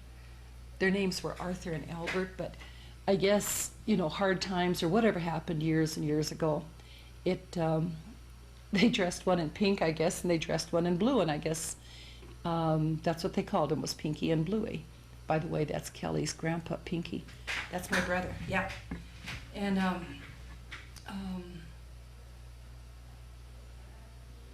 goodness, she lived with us until she was 90, I guess.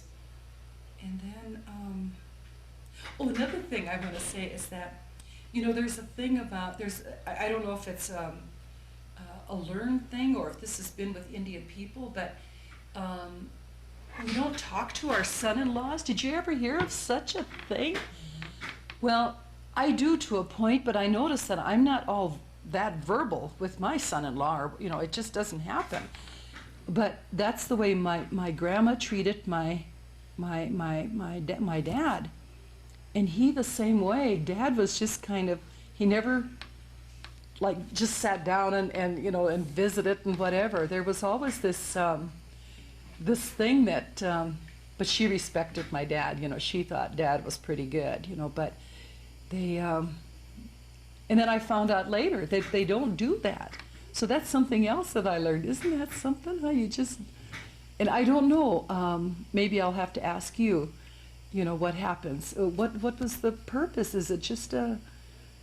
Yeah, well, it comes from deep respect for your in-laws and son-in-laws, father-in-laws. Yeah. You don't speak to them. There's a respect there. You go to the woman, you speak with the woman. Yeah. And she passes a message along.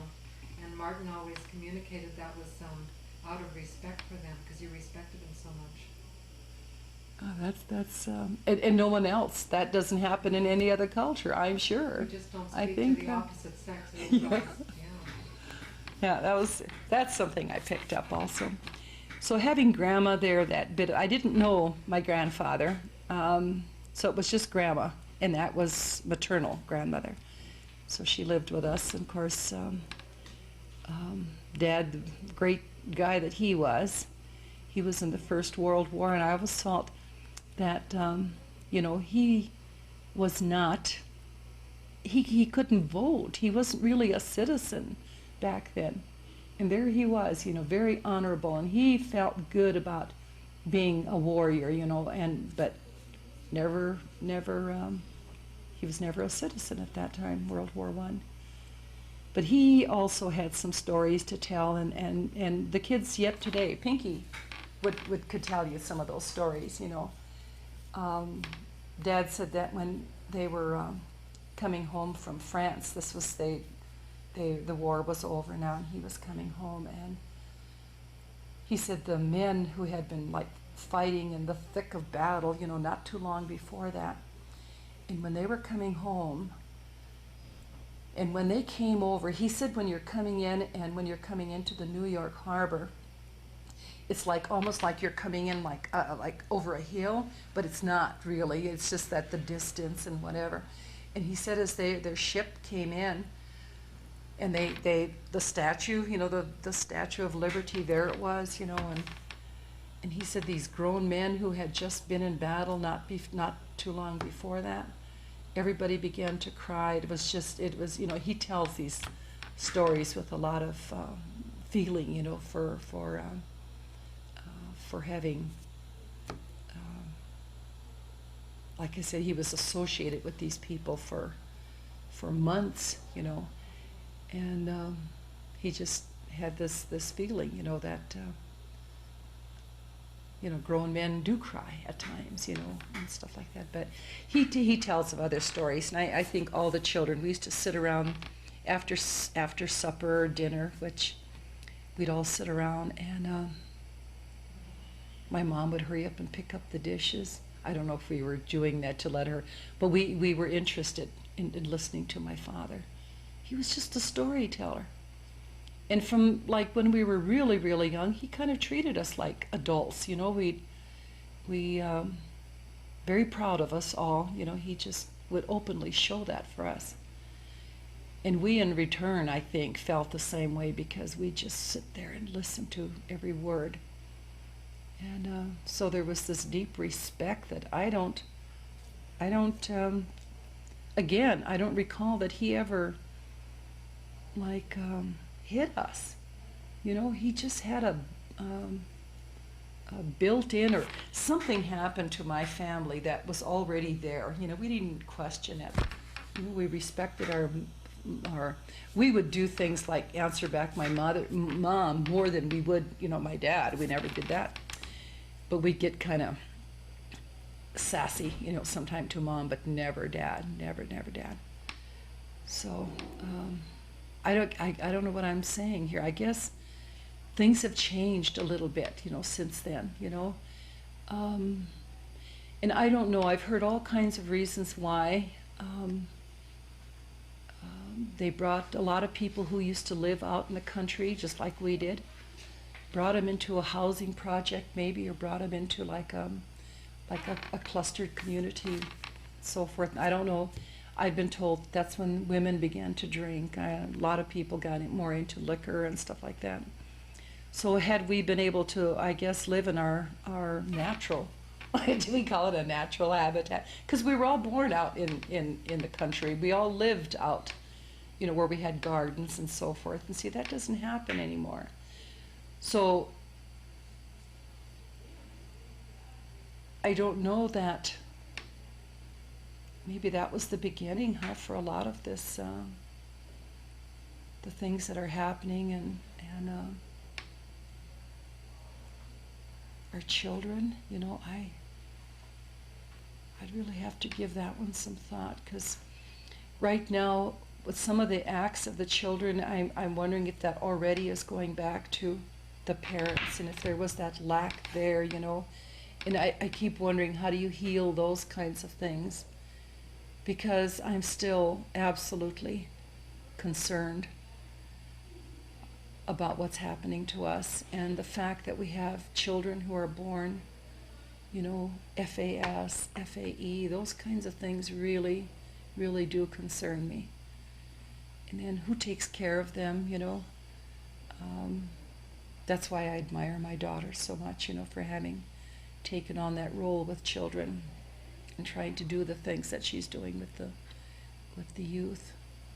But see, I did not live. I don't think I was probably born at the old Cheyenne River, and I don't even recall ever going outside of our home, actually, because when we were home for the summer, we had 2 or 3 events that we went to, and that was like Mobridge, 4th of July, and there was one in Timberlake I think we went to, but otherwise we were home. We just absolutely did not. We rode horses, we swam, we did all those kinds of things, we entertained ourselves. We knew nothing about all these different clubs and stuff like that they have for children. We just were totally a family out there.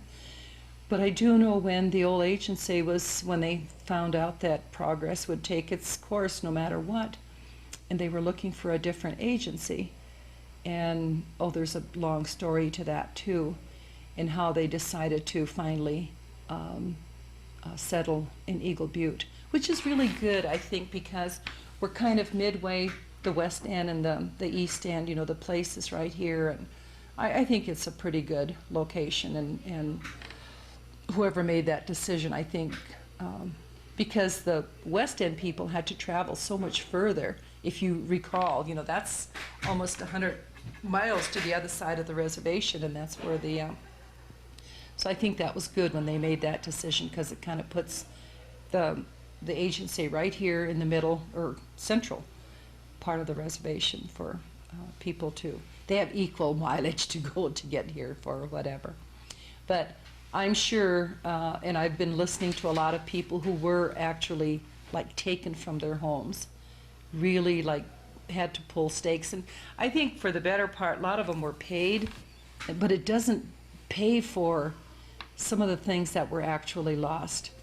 I remember down in Lower Brule, people lived out in the country, and then all of a sudden they had, again, that same body of water was coming through, and they relocated those people into like the town, you know, and then that's when a lot of problems began, I think. You know, that's kind of what they indicated to me. We didn't have women. They were still out baking and doing all the things that women did a long time ago, you know, but that certainly changed somewhat when they were put into a clustered type town community or whatever. So I can't really talk to you about that. Then I never went to school down there, so that, you know, I just have nothing to relate on that subject. What else you got? What did your family do to keep morale high if there was a difficult thing that happened within the family? Like I said, I think Daddy was he was the head of the household, and I think they took care of, you know, like some of the the things that, I mean, it was their job, I guess, with our help, to make sure that the garden was, you know, so that we'd have plenty to eat, the canning and all that had to go with it. You know, I think they did that very well. But the fact that I've seen them do it and get things done every year, see, to me, I was picking up all of that too. So I just learned from them, learned some terribly, terribly good values. You know, we just had so much respect, and we talk about it very flippantly. Man, we didn't do that to Dad. You know, we couldn't do that because, you know, we knew better. And see, he was never mean, you know, but it's just a thing that we learned to do when we were very, very young. Isn't that something, huh? That you just never had to lay a hand on us, you know. And now I know what happens, and you know, it's just, there's so many things that, and like Grandma said, you know, if you respect other people's property, you know, you don't go and do whatever, there's going to be peace, you know. So we really, I guess, grew up with a lot of respect for each other, respect for other people's property. And like I said, Grandma taught us to be generous, you know, and that's where I don't think you'll find any of my family less generous. You know, we just grew up with that, and that's our generation, you know. Then we're all looking around and we're shaking our heads, you know, what's happening to us right now, and I don't know when this is all going to be turned around. I just don't. You know, it's taking us so long. Didn't take us too long to get into this rut, I'm sure, but it's taking us a long time to turn around. What else can I talk about? And so how did your grandparents demonstrate emotions such as sadness? Or was it anger ever expressed? These kind of emotions? Well, if it was anger, it was for whatever good reason, but it didn't last very long. Like I said, we probably deserved it. And I don't say that with, you know, wanting to be but that's just the way it was. If there was something to be done, we were told and we did it. You know, and I don't guess we'd ever want to disobey anyway, you know. And for what? I don't know what we were all expecting, but we just never did it. So he didn't have to do any of that. He didn't have to forcibly do anything to us. And you know, getting back to my growing up years at the mission school too, you know, you're so totally organized, and I think that has helped me, you know, now because of the organizationally, or the way I grew up, you know, everything. I'm really organizationally minded, I guess. So that helped me being at a boarding school. That didn't damage me one bit. Didn't damage me a bit. So. Are there any questions Kelly would like to ask? Or Yeah. any stories she'd like to hear? Because this is her family here. Mm-hmm. Oh, I wasn't even thinking of anything right now. Because there are probably some, you know, you were talking about the values of generosity and respect, and those are some of the things that are going to bring the people back. Absolutely. And maybe you can remember a story that you were taught by grandmother that the young people might be able to learn from today. Oh, my story, I guess, is all you can get that from, because it's just, we grew up that way, and it hasn't, my entire family, you know, has learned, I guess, a lot of respect. We've certainly got into the alcohol thing, you know, that certainly is around, but it's not because they did not have a good, what do you call it, a bringing up or whatever, you know. That was, I remember one story about when we heard that my brother, he was in Korea for, I think he was like in 2 years. He was like in the service 2 years. And Pinky and my husband, who wasn't my husband then, okay, we were in Timberlake, and the sheriff came and he delivered that telegram to my brother, the twin brother. And So we drove home in silence. I remember we left Timber Lake and we went home. And Pinky went in and he gave that telegram to my dad. And then he went in and told Grandma. And my gosh, Grandma let out I don't know, kind of she just hollered, she just hollered.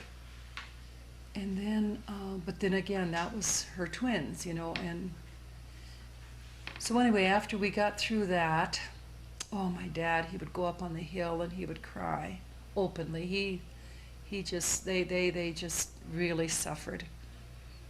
And then I think a couple years later, I don't recall, they were up on the flat, they were at home, when this government car drove up, and these uniformed men got out, that's what Dad said, and they called them to order, however they do, and this one guy took a flag and he gave it to my mom. They were all alone up there on the hill, and they gave him a flag. And I guess I wished we were there with him, just absolutely wished we were there. But they finally declared him dead. Then soon after that, Pinky, the brother, then he decided that he was going to go look for his twin brother. So then he also joined the army. And he did look. I guess he looked and he looked and he looked and researched and whatever. Of course, he couldn't find him. And today we've never heard anything any different, so he's still missing in action as far as we're concerned. But, and then I just kind of wanted to say something about Mom too. After we lost a daughter, she lost, the first one was a daughter that she lost. She died from tuberculosis. And I think Mom just mourned for 2 years wearing black, but I don't think she got really quite over that either. But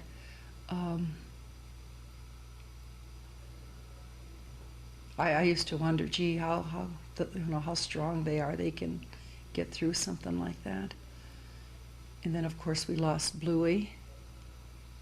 And then I watched them also when they lost Orlin. It was like 3 children.